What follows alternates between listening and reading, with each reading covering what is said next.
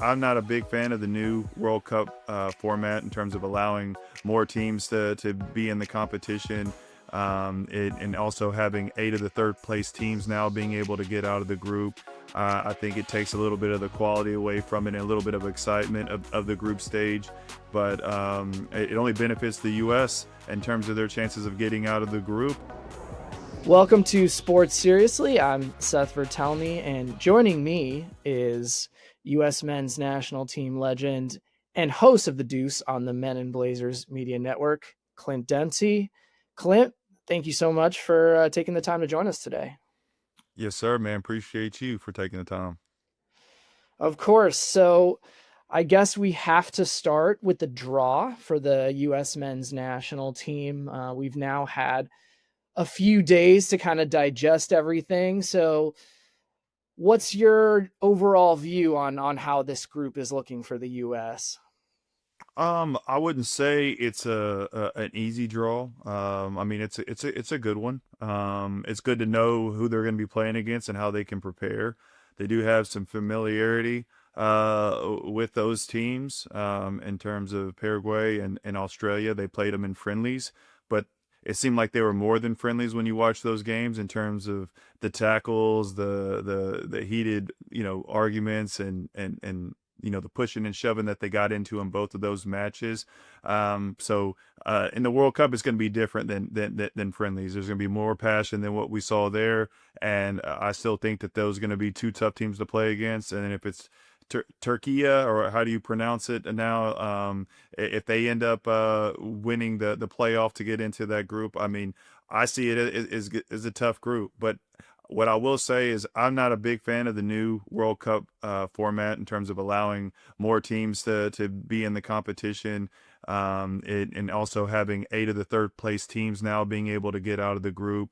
I think it takes a little bit of the quality away from it and a little bit of excitement of the group stage, but it only benefits the U.S. in terms of their chances of getting out of the group. And I feel like the tournament will really start when you get into the knockout rounds. But yeah, I think it's a good draw, but I wouldn't say great by any means because it's still going to be a tough challenge for them.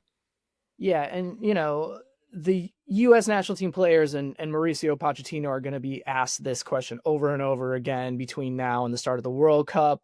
Like, what does success look like? What does it mean? And I think it's kind of hard for the players and for Pochettino to really answer that question and to be totally honest. Um, but I do want to ask you because you've been there and now you're like you're a pundit, and I think it's more of a question for pundits and the players themselves. So like when you look now that we know the group and we know the path that the US could take, like what does a successful World Cup look like in your eyes? Well, I'm not going to put like a ceiling on what they're going to be able to accomplish in the World Cup, but I will put a floor. If you don't get out of the group, I see it as a failure.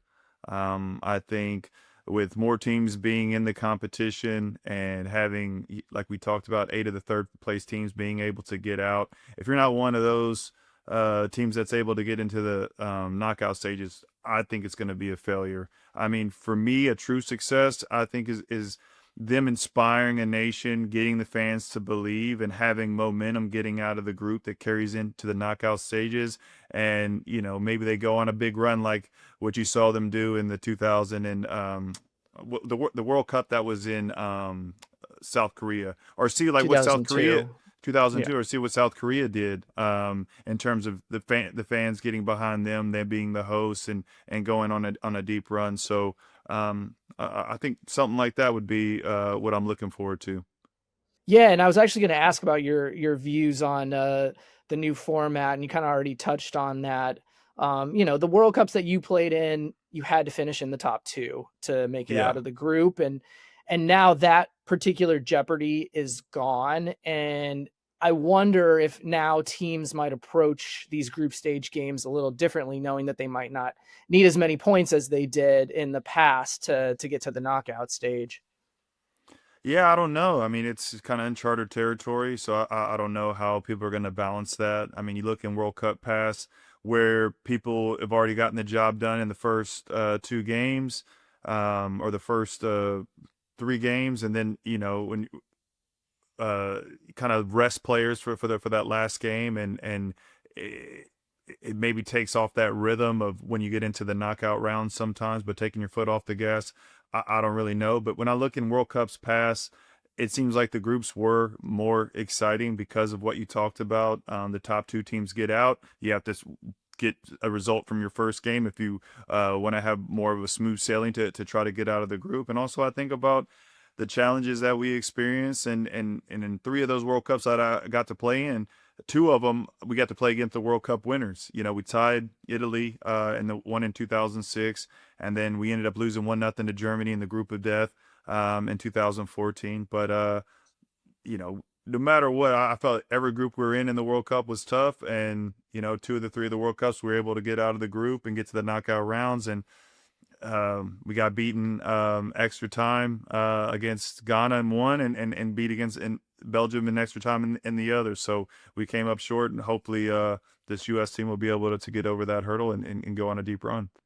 Yeah, and outside of the US, there are 11 other groups, so it's kind of a lot to digest and take in. But when you look at the other groups, is there one or two that kind of catches your eye as being really intriguing?